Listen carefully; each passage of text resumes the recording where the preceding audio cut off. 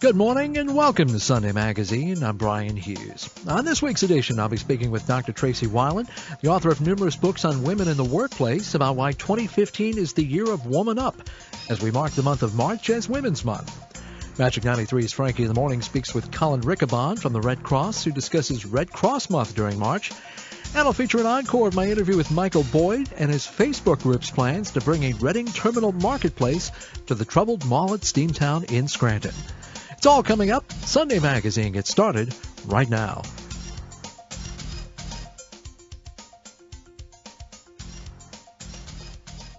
This is Sunday Magazine. I'm Brian Hughes. Guest this morning is Dr. Tracey Wilen, here to talk about Women's Month.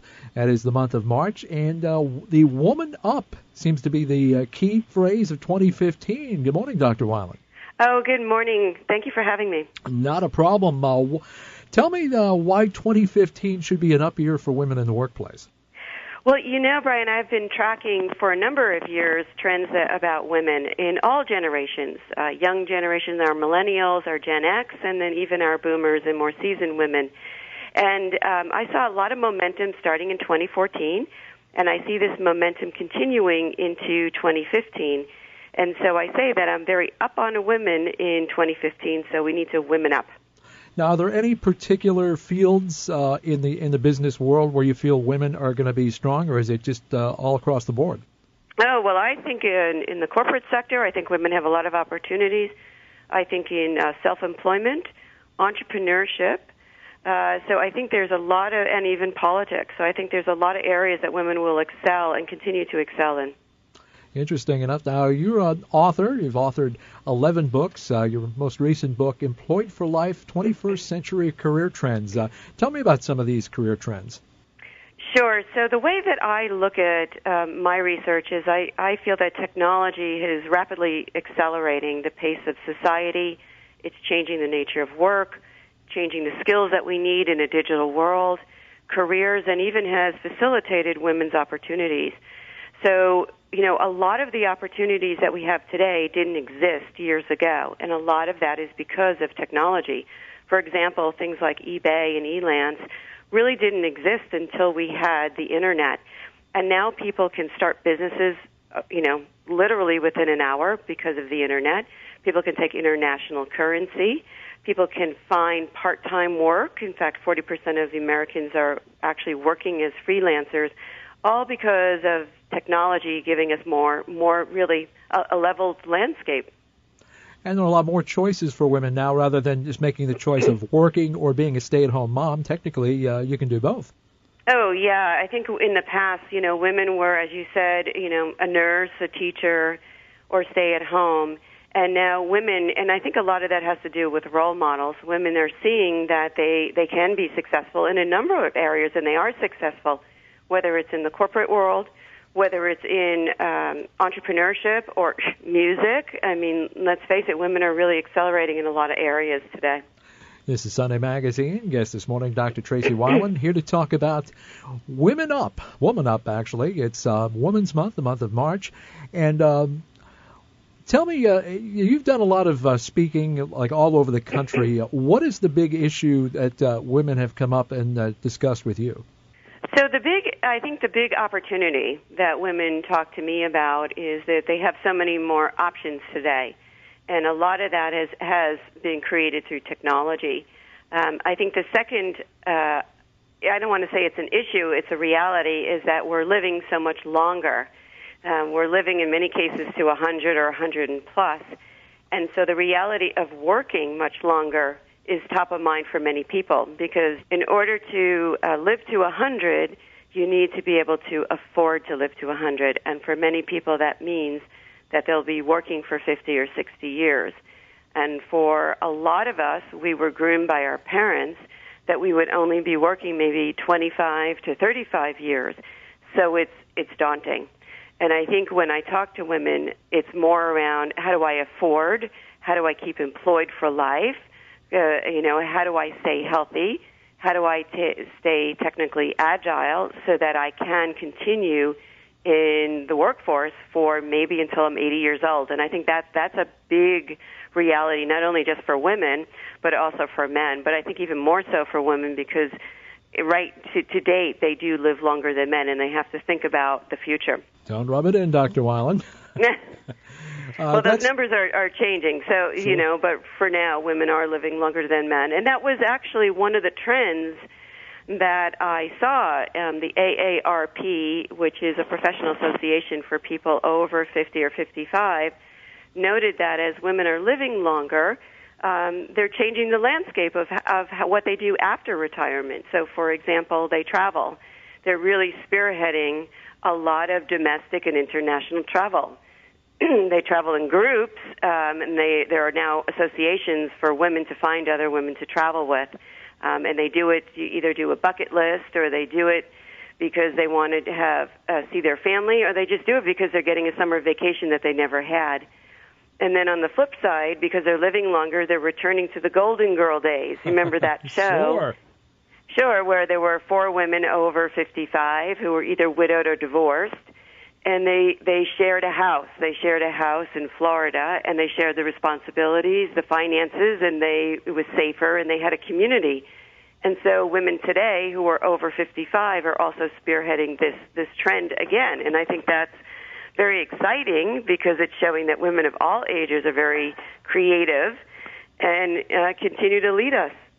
This is Sunday Magazine. Guest this morning, Dr. Tracey Wilen, here to talk about Woman Up. The year 2015 going to be the year of the woman. Now, do you see any closer trends of women catching up to men when it comes to income equality? That's a very interesting question because there's been a number of studies that have been done on women graduating college, and particularly with our millennial generation. And a lot of them enter the workforce at parity, in many fields. It's at the same pay rate as men. And then what they're finding is that something happens. It could be that there's discrepancy or favoritism in the firm.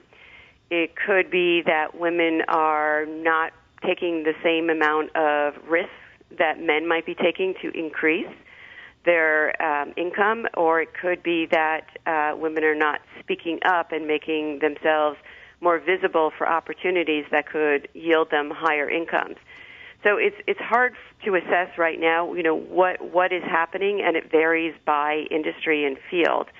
But to your point is, increasingly they exit college at the same pay rate. And I'll make another point is I think a lot also has to do with the type of industry or sector or job that you choose. There are very high-paying jobs because there's a scarcity of people to fill these jobs. And the one, of course, that comes to mind is computer science, people who are programmers and excel in technology. And so if you make yourself scarce, and you have scarce skills, you're always going to really net the highest pay rate because there's so few people around you. If you pick a field where there's a lot of people, for example, journalism or something like that, then the pay rate is not going to yield you, perhaps what you had hoped for, unless you have like a blockbuster book or you have, as many journalists are doing, creating scarcity in their field, so become a tech writer or a specialized writer so that you are sought out after and you can net yourself a higher pay rate. So it's all a matter of finding the right niche to fit in. Yes, and I think that is a message for anyone in the job market today is, as one woman said to me, I am a chief information officer. There are many chief information officers. However, the reason I get pursued for roles is because I have a specialization in healthcare and pharma information technologies. And so if a company is looking for that specialization, I'm the only person really, or one of the few, that have that skill set. And so she said you just have to create that, uniqueness about yourself so that you can net the highest returns. What do you think is the biggest misconception regarding women in the workplace right now? Oh, I think one of the misconceptions is that the children, that women are not available because they have children. And we have many proof points. And in my research for the book called Women Lead, we found that women are incredibly available despite having a wonderful family side.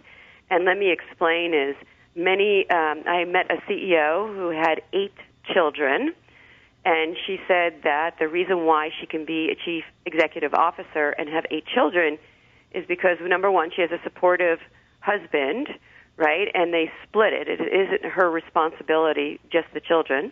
Number 2 is she has supportive family members who really want to be involved with the children. And number 3 is that she knows she has help, deciding, okay, what are things that I can outsource to a friend, family, or other help? And what are the things that I really want to hold on to for me and my kids? And so in her mind is that you can operate as a chief executive officer if you plan, your work-life balance properly. And I've met a lot of women who I interviewed who really didn't find that children really got in the way of work. They really enhanced them. Because as a mom, you need to understand how to be a leader. As a mother, you need to understand how to, drive the team, so to speak, especially if you have 8 kids, influence them in one direction. So in that way, I think that is a big misperception. So you got delegation, time management, and basically being able to outsource. And conflict resolution. Absolutely. With 8 kids, absolutely. Multitasking is a key. Dr. Wilen, where can we find out more information regarding Woman Up? So my website is TraceyWilen.com, TraceyWilen.com. My Twitter is @TraceyWilen, and Facebook is Dr. Tracey Wilen, and of course I'm on LinkedIn. Okay. Anything else you want to share with us regarding Woman Up? No, I'm just very excited about the continued opportunities for women, and no matter what they choose. And I'm very excited that people are celebrating women's success in the month of March, which is Women's History Month, with so many different kinds of interviews or celebrations or events. So thank you very much for having me. Well, thank you for being with us here on Sunday Magazine. Good morning, Frankie. How are you? I am so glad to see you because here we are thinking spring, thinking better days, and this is March, our National Red Cross Month. I'm going to give you a little history. 1943 was the first Red Cross Month. President Franklin Roosevelt was the one that designated Red Cross Month. Since then, every president has honored that. So we're counting down to St. Patrick's Day, and we're encouraging blood donors. You don't have to wear a cape or have superpowers to be a hero. You can be an everyday hero and donate blood. Absolutely, and that's the thing. And boy, after this winter, the need for blood must be great. Well, the challenge, obviously, look outside, and Mother Nature always seems to drop by, and we're looking for blood donors. It's been a challenge this winter, certainly. So we're looking for A negative, B negative, O negative blood, but we're just encouraging everyone to roll up their sleeve and go out and make a blood or platelet donation. Look, you just never know when you or a loved one will need blood, and you want it to be on the shelves. Absolutely. We do not want that shortage. We need it on the shelves. And you are encouraging people in a nice green way, aren't you? Yes. March 1st through the 17th. You receive a green St. Patrick's Day American Red Cross T-shirt for all presenting donors. Now, you're going to look good in green. Green is your color. So, again, all presenting donors that make an appointment will have some swag, as we used to like to say, as they sit down and they get ready to leave the blood donation sitting at the canteen where they're eating their cookies and drinking their juice. They get a nice green T-shirt to celebrate St. Patrick's Day. These are nice. These are sharp. And we're always looking for green around this time of the year. So now you get your T-shirt. It says "Help Save Lives, St. Patrick's Day." Beautiful. Yeah, I don't know if green's my color. Red. Red. Do you like that? Good on you. Yeah. Green, the color of money. That's everybody's color. Yes, it is. Yes, it is. And red, the color of blood. They say we need people to donate. How can people find out where, when, that kind of stuff? Call 1-800-RED-CROSS. You can visit redcrossblood.org. And as usual, I'm pushing this blood donor app. Yes. Download the blood donor app. You can text 90999. It comes right to your phone. You can find out where blood drives are, and you can make an appointment. Also, take selfies. Yes. I want people to enjoy the moment and share it with us. That's the way to do it, baby, with the American Red Cross during Red Cross Month. Get your T-shirt, roll up your sleeve, do it up. Colin, great to see you, my man. Great to see you. Thanks, Frankie. Coming up next on Sunday Magazine, I'll feature an encore of my interview with Michael Boyd and his Facebook group's plans to bring a Reading Terminal Marketplace to the troubled Mall at Steamtown in Scranton. It's all coming up when Sunday Magazine continues. This is Sunday Magazine. I'm Brian Hughes. My guest this morning is Michael Boyd, who's involved with a group that has some interesting ideas for the mall at Steamtown in downtown Scranton. Good morning, Michael. Good morning, Brian. Great to have you on the program. Now, your idea, or your group's idea, is to convert the mall at Steamtown into a structure similar to the Reading Terminal Market in Philadelphia. Now, for those not familiar with the Reading Terminal Market, tell us how that would impact the mall at Steamtown. Well, it would open up the mall at Steamtown. Now, granted, we're not looking at converting the entire mall. Right. The market would only take up a small footprint within the mall. Okay. But it would create an indoor open-air market that would offer space for vendors to sell local wares, provide services maybe not available at other local outlets or malls. So how long has this group of yours been kicking this idea around? We're coming up on 5 weeks now that we've had the official Facebook page up and everything. My brother and I were talking about it for a little bit, and we decided to throw up the Facebook page. The goal was maybe to get 1,000 members to start the letter writing campaign. We're now up over 3,300. Wow. The momentum has just been overwhelming, and the support is absolutely positive. I was just going to ask you what type of feedback you've been getting for the idea. It's amazing. It really is.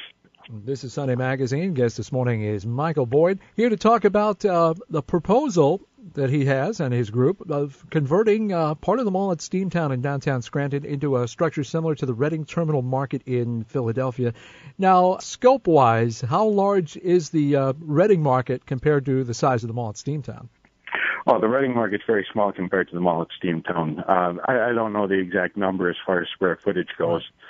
But it would definitely fit comfortably within one of the retail markets, possibly the anchor store where the old Bonton used to be. Okay. Do you think there's enough small merchants in the area to make this feasible, or do you think you would need a major business? Because I know some other possibilities that have been mentioned for the Bonton site was Whole Foods or Trader Joe's. Well, Whole Foods or Trader Joe's is a much larger scale operation and would definitely be able to fill retail space of that size a lot more easily. However, I do believe that there are enough local merchants that could offer a variety of goods to staff a market the size of a Reading Terminal Market. Absolutely, because we wouldn't just be drawing on Scranton itself, but also the surrounding communities. Well, it's interesting. So it'll be kind of like a year-round farmers market, a little bit of everything. Give us an idea, because for people that haven't been to the Reading Terminal Market, what would someone going to this proposed market at the mall at Steamtown be able to buy or be able to see?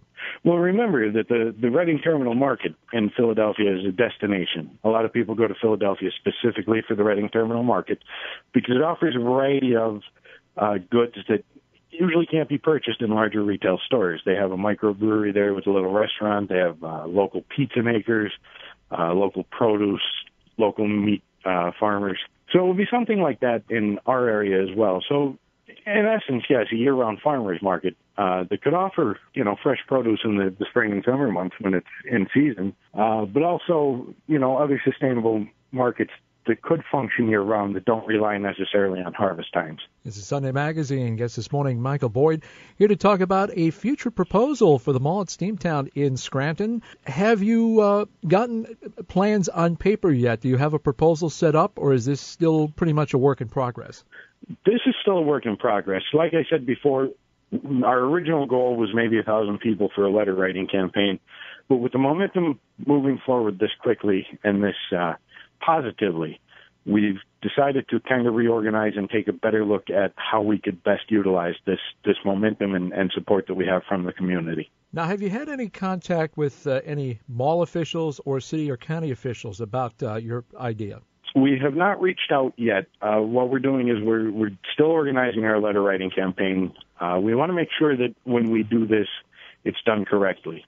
So when we initially send out our first letter, it's going to have, the best information, the best impact that it can have, and that way it doesn't look like it was rushed and hurried together. So how long have you been down going to the Reading Terminal Market yourself? You kind of just like taking notes, just getting a scope of what that market's like, so you have some better ideas for what you'd like to do with the mall at Steamtown. I've only been there a couple of times, but my memories are pretty good, and yeah, we do have a pretty good idea of what we would like to see happen in the mall, or another location downtown if the mall is not available. Because, I mean, there's been a lot of ideas floated with the mall at Steamtown. They talked about like almost half shops, half businesses, and the other half county offices. Also, I know businessman Bob Bola suggested a casino. But given the nature of casino gambling has been kind of a little bit on the decline in the past couple of years, that's probably a little less feasible. But so it's a very interesting concept, the whole Reading Terminal Market idea for the mall at Steamtown. What do you expect as far as a time frame between the letter writing process and actually getting a proposal on paper? Do you have architects in mind to kind of put their vision or your vision actually into reality? Not as of this time. Okay. We are, like I said, overwhelmed with the outpouring of support. We're looking at how better to organize this, how to reach out to the members who are already interested and already involved, who do have the skills that can be used to move forward. If we do have any architects in the group, if we do have any, attorneys who are able to help out with any kind of contracts or any legal documents that would come across our way, right now we're trying to reassess our resources that we have right now. All right. Speaking of the letter writing campaign, of our listeners interested in adding their input on what the mall at Steamtown should look like, or if they've gotten a look at your Facebook page, where would they send their information? We can be found on Facebook under the Reading Terminal Market at the mall at Steamtown. There's both a group and a community. If you comment on the group, that way everybody sees it. Okay. Michael Boyd, anything else you want our listeners to know regarding your project? Well, we would like to see a lot of involvement. We would like to see the people in the area getting involved and expressing their interest and their ideas as to how they would like to see this move forward. Now, have you gotten most of your input from folks living in Scranton and Lackawanna County, or has it been pretty much region-wide interest in your idea? A majority of our folks are local, but there are those from outside of our immediate region who have expressed interest and did say that they would travel to visit something like this. Well, it's interesting, too, because right next to the mall at Steamtown, which used to be the State Building parking lot, they're developing a transportation hub. So that could absolutely play into the future of the mall at Steamtown in some way or another. Do you have an idea as far as a timetable when you would like to see this come to fruition? Well, ideally, I'd like to see it go into fruition tomorrow, but realistically, this is probably a timeline that would be measured in months and years, not days and weeks. Okay. Well, I had one idea I'd like to throw out there for the food court. How about a Dave & Buster's? Just a thought.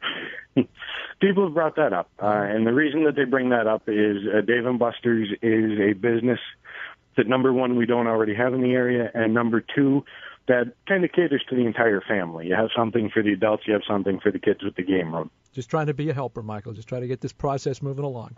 Well, we appreciate all the ideas that we get. Okay, Michael Boyd discussing the possible future of the mall at Steamtown, putting a Reading Terminal Market at the mall at Steamtown. In fact, that's the name of your Facebook page. Anything else you want to discuss regarding the Reading Terminal Market? Well, like I said, one of our biggest goals right now is to get people involved. The more people that we have, the stronger our momentum, the louder our voice. Well, anything that can help make downtown Scranton a better place to go has definitely got our support. It's Michael Boyd from the group Reading Terminal Market at the mall at Steamtown. You can find it on Facebook. Appreciate you joining us this morning, sharing your information with us here on Sunday Magazine. Thank you for your time, Brian. That's Sunday Magazine for this week. Join us again next week for another edition of Sunday Magazine. If your nonprofit group or civic organization has an event it wants to publicize, mail it in 2 weeks in advance to Sunday Magazine, care of Cumulus Wilkes-Barre, 600 Baltimore Drive, Wilkes-Barre, Pennsylvania, and the zip is 18702, or you can email me. My email address is Brian, BRIAN, .Hughes, HUGHES, at Cumulus, CUMULUS.com. Sunday Magazine is a locally produced community affairs presentation of Cumulus Wilkes-Barre.